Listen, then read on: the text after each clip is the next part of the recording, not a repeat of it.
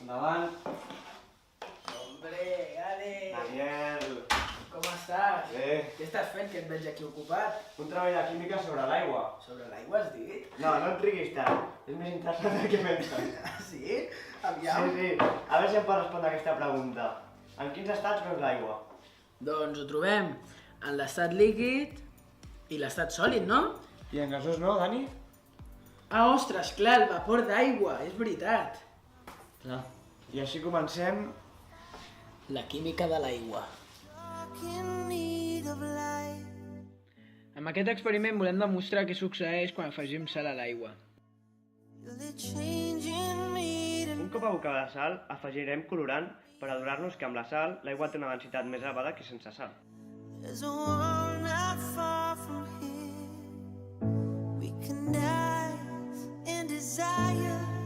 És per això que el colorant del got amb sal es queda a la superfície, mentre que el colorant del got sense sal es mescla amb l'aigua. Ara volem provar què passa si afegim oli.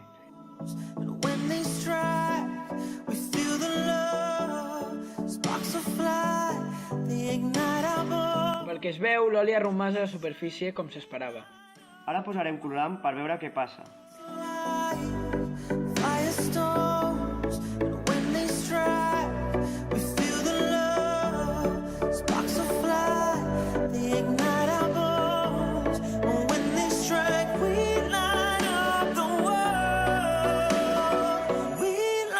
Veiem que el color és més fosc, però l'oli reté part del colorant a la superfície.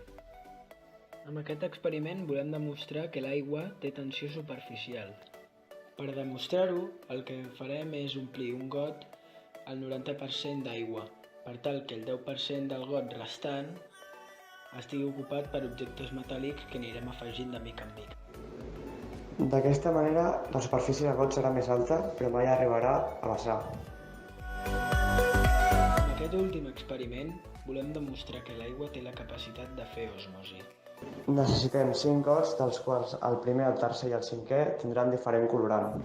Ara el que hem de fer és unir amb paper els gots contigus, de tal manera que el primer got s'uneixi amb el segon amb el tercer amb el quart i el quart amb el cinquè.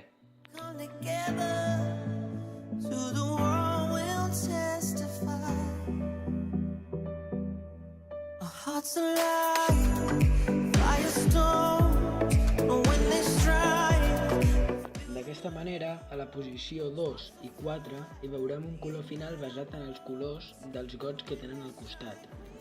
Esperem que us hagi agradat i que hagueu après noves propietats sobre l'aigua.